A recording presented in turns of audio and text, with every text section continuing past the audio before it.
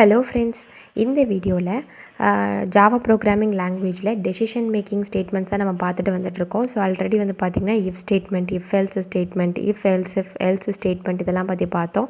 So அந்த கேட்டகரியில் fourth டைப்பாக தான் பார்த்திங்கன்னா நெஸ்டட் இஃப் ஸ்டேட்மெண்ட் பற்றி பார்க்க போகிறோம். வீடியோக்குள்ளே போகிறதுக்கு முன்னாடி நம்ம EduTut யூடியூப் சேனலை நீங்கள் இது வரைக்கும் சப்ஸ்கிரைப் பண்ணல அப்படின்னா கீழே சப்ஸ்கிரைப் பட்டன் இருக்கும், அதை மறக்காமல் கிளிக் பண்ணுங்கள். அப்படியே அதுக்கு பக்கத்தில் பெல் நோட்டிஃபிகேஷன் ஐக்கான் இருக்கும், அதையும் கிளிக் பண்ணி அதில் ஆல் அப்படிங்கிற ஆப்ஷனையும் செலக்ட் பண்ணி வச்சுக்கோங்க. அப்போ தான் உங்களுக்கு ஃபர்தராக நோட்டிஃபிகேஷன்ஸ் காட்டும் நான் வீடியோஸ் அப்லோட் பண்ணுறப்ப நீங்களும் பார்த்து குயிக்காக லேர்ன் பண்ண முடியும். ஓகே ஃப்ரெண்ட்ஸ், இப்போ நம்ம கான்செப்ட்குள்ளே போகலாம். நெஸ்டட் இஃப் ஸ்டேட்மெண்ட்டு அப்படின்னா என்னென்னு பார்த்தீங்கன்னா, நேம்லேயே பார்த்தீங்கன்னா நெஸ்டட் அப்படின்னு சொல்லி இருக்குது. ஸோ நம்ம என்ன பண்ண போகிறோம்னா குரூப்பிசம் பண்ண போகிறோம். ஸோ ஒரு இஃப் ஸ்டேட்மெண்ட்குள்ளே இன்னொரு இஃப் ஸ்டேட்மெண்ட்டை கொண்டு வரதுக்கு பேர் தான் நெஸ்ட்டு. ஸோ அதுக்கு பேர் தான் நெஸ்டட் இஃப் ஸ்டேட்மெண்ட் அப்படின்னு சொல்லி வரும். ஸோ ஒரு ப்ராப்பரான ஒரு டெஃபினிஷன் ஸ்டேட்மெண்ட் நெஸ்டட் இஃப் ஸ்டேட்மெண்ட்டுக்கு வேணும் அப்படின்னா இதுதான் கிட்டத்தட்ட பார்த்திங்கன்னா மீனிங். ஸோ ஒரு இஃப் பிளாக்குள்ளேயோ இல்லை இஃப் எல்ஸ் பிளாக்குள்ளேயோ இன்னொரு இஃப் எல்ஸ் ஸ்டேட்மெண்ட்டை நம்ம யூஸ் பண்ணுறோம் அப்படின்னா அதுக்கு பேர் தான் நெஸ்டட் இஃப் ஸ்டேட்மெண்ட்டு. அது வெறும் இஃப் ஸ்டேட்மெண்ட் மட்டும் நம்ம யூஸ் பண்ணலாம், இல்லைனா இஃப் எல்ஸ் ஸ்டேட்மெண்ட்டை ஒரு இஃப் ஸ்டேட்மெண்ட்குள்ளே யூஸ் பண்ணிக்கலாம், எப்படி வேணாலும் யூஸ் பண்ணலாம். ஸோ அதுதான் பார்த்திங்கன்னா நெஸ்டட் இஃப் ஸ்டேட்மெண்ட். இப்போ சின்டாக்ஸ் அப்படின்னு பார்த்தோன்னா இங்கே காமிச்சிருக்கேன் பாருங்கள், இதுதான் நெஸ்டட் இஃப் ஸ்டேட்மெண்ட்டோட சின்டாக்ஸ். ஒரு இஃப் பிளாக்குள்ளே இன்னொரு இஃப் பிளாக் இருக்குது. ஸோ இங்கே பார்த்திங்கன்னா வெளியே ஒரு இஃப் கண்டிஷன் நம்ம கொடுத்துருக்கோம், இது பார்த்திங்கன்னா உள்ள ஒரு இஃப் கண்டிஷன் நம்ம கொடுத்துருக்கோம். ஸோ எப்போ இந்த மாதிரி நம்ம நெஸ்டட் இஃப் ஸ்டேட்மெண்ட் யூஸ் பண்ணுவோம் அப்படின்னு பார்த்திங்கன்னா எந்த மாதிரி யூஸ் கேசஸில் அப்படின்னா, இப்போ எனக்கு ரெண்டு கண்டிஷனுமே ஒரு கண்டிஷன் எவால்வேட் ஆகிட்டு ஓகே அது ட்ரூவாக இருந்தால் எனக்கு இன்னொரு கண்டிஷனும் செக் பண்ணணும், செக் பண்ணிவிட்டு அதுவும் ட்ரூவாக இருந்தால் தான் எனக்கு ஒரு சில சர்டன் ப்ராப்பர்ட்டிஸை நான் எக்ஸிக்யூட் பண்ணணும்னு நீங்கள் நினைக்கிறீங்கன்னா அந்த மாதிரி கேசஸில் நீங்கள் இதை யூஸ் பண்ணிக்கலாம். இப்போ ஃபார் எக்ஸாம்பிள் இந்த சென்டாக்ஸில் பார்த்திங்கன்னா இஃப் அப்படிங்கிற கீவேர்டு கொடுத்துட்டு நம்ம என்ன பண்ணியிருக்கோம்னா பூலியன் எக்ஸ்பிரஷன் 1ன்னு சொல்லி கொடுத்துருக்கோம். ஸோ இங்கே ஒரு எக்ஸ்பிரஷன் நம்ம கொடுப்போம், அந்த கண்டிஷன் எவால்வேட் ஆகி ட்ரூ ஆச்சு அப்படின்னா தான் இங்கே உள்ள இந்த இஃப் பிளாக் உள்ளே போய் உங்களுக்கு எக்ஸிக்யூட் ஆகும். ஸோ இந்த கண்டிஷன் ட்ரூ ஆயிடுச்சு அப்படின்னா உள்ளே என்ன பண்ணணும், என்ன ஸ்டேட்மெண்ட் ஏதாவது கொடுத்துருந்தீங்கன்னா அதை எக்ஸிக்யூட் பண்ணும். அதுக்கப்புறமாட்டிக்கு அதுக்குள்ளே நம்ம என்ன பண்ணியிருக்கோம்னா இன்னொரு இஃப் பிளாக் கொடுத்துருக்கோம். அந்த இஃப் பிளாக்ல நம்ம என்ன பண்ணியிருக்கோம் அப்படின்னு பார்த்தீங்கன்னா இஃப் கீவேர்டுக்குள்ளே பூலியன் எக்ஸ்பிரஷன் 2ன்னு சொல்லி செகண்ட் பூலியன் எக்ஸ்பிரஷனை எவால்வேட் பண்ணுறோம். ஸோ இந்த கண்டிஷனும் ட்ரூவாக இருந்துச்சு அப்படின்னா அதுக்குள்ளே சில சர்டின் கோட் ஆஃப் ஸ்டேட்மெண்ட்ஸை நம்ம எக்ஸிக்யூட் பண்ணுறோம்.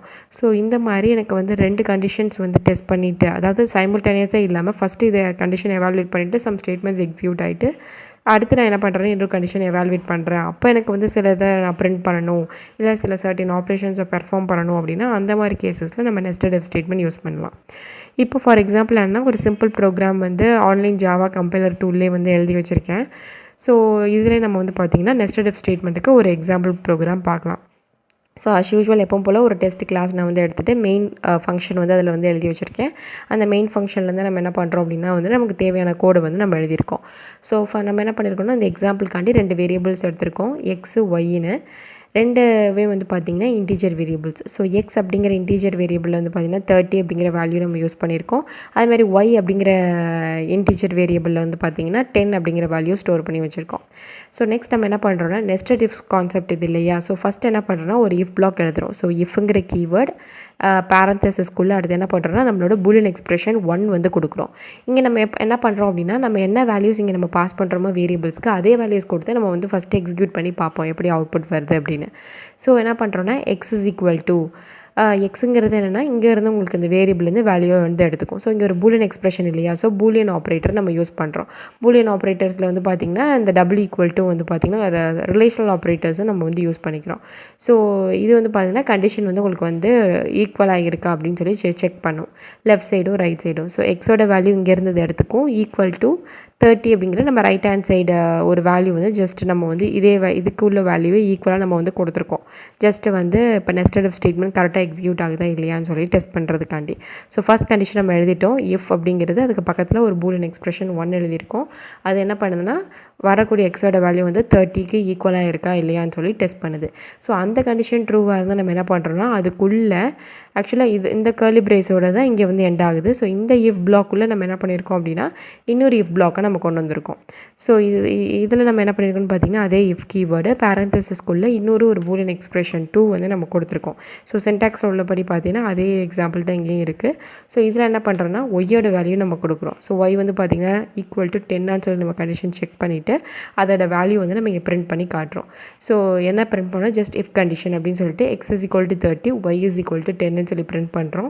ஸோ அப்போ நான் என்ன பண்ணுறேன்னா எக்ஸிக்யூட் பண்ணுறப்ப பார்த்தீங்கன்னா அவுட்புட்டில் if condition x is equal to 30 y is equal to 10 சொல்லி வருது. அப்போ என்ன ஆயிருக்குன்னா எக்ஸோட வேல்யூ இங்கே 30 பார்க்குது. ஆமாம், இங்கே ஃபஸ்ட்டு கண்டிஷன் ட்ரூ ஆயிடுது. அதுக்கப்புறம் உள்ளே வந்துட்டு இன்னொரு இஃப் பிளாக் கொடுத்துருக்காங்க. ஸோ அதோட கண்டிஷனை எவாலுவேட் பண்ணுது. ஒய்யோட வேல்யூ 10 தான் நம்ம கொடுத்துருக்கோம். ஸோ இதுவும் ஈக்குவலாக இருக்கனால உள்ளே வந்துட்டு நமக்கு என்ன ஸ்டேட்மெண்ட்டோ அதை எக்ஸிக்யூட் பண்ணுது. So x is equal to 30 y is equal to 10 நமக்கு பிரிண்ட் ஆகுது. இப்போ சப்போஸ் நான் வேறு ஏதாவது ஒரு வேல்யூ கொடுக்குறேன்னு வச்சுக்கோங்க, 17 அப்படின்னு சொல்லி கொடுக்குறேன். அப்போ என்ன ஆகும் அப்படின்னு பார்த்தீங்க அப்படின்னா ஃபஸ்ட்டு உங்களுக்கு இந்த இஃப் கண்டிஷன் வந்து செக் பண்ணும். If x is equal to 30 சொல்லி பார்க்கும்.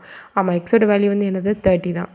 இந்த கண்டிஷன் ட்ரூ ஆயிடுது. நெக்ஸ்ட்டு உள்ளே போகும். உள்ளே வந்து பார்த்திங்கன்னா இன்னொரு இஃப் பிளாக் கொடுத்துருக்காங்க.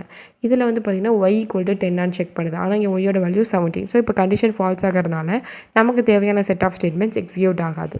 ஸோ வெளியே வந்துடும். நமக்கு அவுட்புட் வந்து பார்த்திங்கன்னா எதுவுமே வராமல் எம்டியாக வருது நம்ம ரன் பண்ணதுக்கப்புறம். ஒரு இஃப் பிளாக்குள்ளே வந்து பார்த்திங்க அப்படின்னா வந்து இன்னொரு இஃப் பிளாக் போட்டு நம்ம பார்த்துட்டோம். ஸோ இப்போ என்ன பண்ண போகிறோம்னா இந்த இஃப் பிளாக்குள்ளே இஃப் எல்ஸ் ஸ்டேட்மெண்ட் நம்ம யூஸ் பண்ணால் எப்படி இருக்கும், அதுவுமே வந்து பார்த்திங்கன்னா நெஸ்டட் இஃப் ஸ்டேட்மெண்ட்டில் தான் வரும். ஸோ அப்போ நான் என்ன பண்ண போகிறேன்னா ஒரு எல்ஸ் பிளாக் வந்து நான் வந்து ஆட் பண்ண போகிறேன்.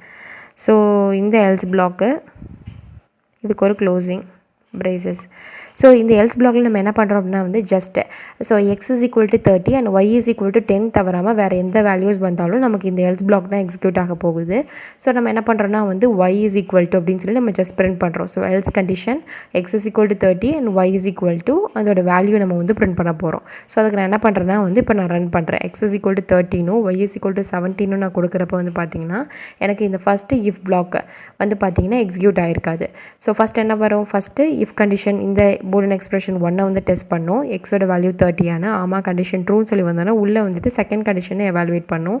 ஒய் இஸ் ஈக்குவல் டு 10 அப்படின்னானு இல்லை 17 தான் வேல்யூ அப்படிங்கிறனால இந்த இஃப் பிளாக் வந்து உங்களுக்கு எக்ஸிக்யூட் ஆகாது. வெளியே வந்துட்டு எல்ஸ் பிளாக்கும் உங்களுக்கு வந்து எக்ஸிக்யூட் பண்ணும். ஸோ எல்ஸில் நம்ம என்ன பண்ணியிருக்கோம், ஜஸ்ட் வந்து சிஸ்டம் டாட் அவுட் டாட் பிரிண்ட்னு சொல்லிட்டு இங்கே அவுட்புட் ஸ்கிரீனில் நம்ம பிரிண்ட் பண்ணி காமிக்கிறோம். ஸோ எல்ஸ் கண்டிஷன் அப்படின்னு சொல்லிட்டு அந்த ஸ்டேட்மெண்ட்ஸ் அப்படியே பிரிண்ட் ஆகுது. ஸோ அப்போ வந்து பார்த்தீங்கன்னா ஒய்யோட வேல்யூ நமக்கு வந்து அப்பப்போ என்னென்ன வேல்யூ அப்டேட் ஆகுதோ அந்த வேல்யூ வரணும் இல்லையா. ஸோ அதனால் y is equal to concatenation plus operator use பண்ணி அந்த வேரியபிளையும் நம்ம இங்கே கொடுத்துட்டோம். ஸோ அதனால் நமக்கு 17 வருது. இப்போ நான் வேறு வேல்யூ சேஞ்ச் பண்ணாலும் 67 அப்படின்னு சொல்லி சேஞ்ச் பண்ணி ரன் பண்ணாலும் எனக்கு இங்கே ஸ்க்ரீனில் வந்து பார்த்தீங்கன்னா எக்ஸ் எல்ஸ் கண்டிஷன் தான் உங்களுக்கு வரும். ஃபஸ்ட் கண்டிஷன் ஃபெயில் ஆயிரும். செகண்ட் கண்டிஷன் எல்ஸ் பிளாக் தான் உங்களுக்கு எக்ஸிக்யூட் ஆகி x is equal to 30 and Y is equal to 67 அப்படிங்கிற வேல்யூ வரும். ஸோ எந்த வேல்யூ வேணாலும் நீங்கள் சேஞ்ச் பண்ணி பார்த்துக்கலாம். 6790 அப்படின்னு ஸோ சேஞ்ச் பண்ணி நான் ரன் பண்ணாலும் எனக்கு அவுட்புட்டில் அந்த ஒய்யோட வேல்யூ தான் வரும். ஓகே ஃப்ரெண்ட்ஸ், இந்த வீடியோவில் வந்து பார்த்தீங்க அப்படின்னா நெஸ்டட் இஃப் ஸ்டேட்மெண்ட் பற்றின டெஃபினிஷன், அதோட சின்டாக்ஸ், அதுக்கப்புறம் அதை எப்படி வந்து எக்ஸாம்பிள் ப்ரோக்ராம் எழுதுறது அப்படின்னு ஒரு ஸ்மால் எக்ஸாம்பிள் ப்ரோக்ராமோட பார்த்தோம். நெக்ஸ்ட் வீடியோவில் வந்து பார்த்தீங்கன்னா ஸ்விட்ச் ஸ்டேட்மெண்ட் பற்றி பார்க்க போகிறோம். ஸோ அந்த வீடியோ நீங்கள் பார்க்குறதுக்கு முன்னாடி நம்ம EduTut யூடியூப் சேனல் நீங்கள் சப்ஸ்கிரைப் பண்ணல அப்படின்னா சப்ஸ்கிரைப் பண்ணுங்கள். தேங்க்யூ ஃப்ரெண்ட்ஸ், கீப் வாட்சிங்.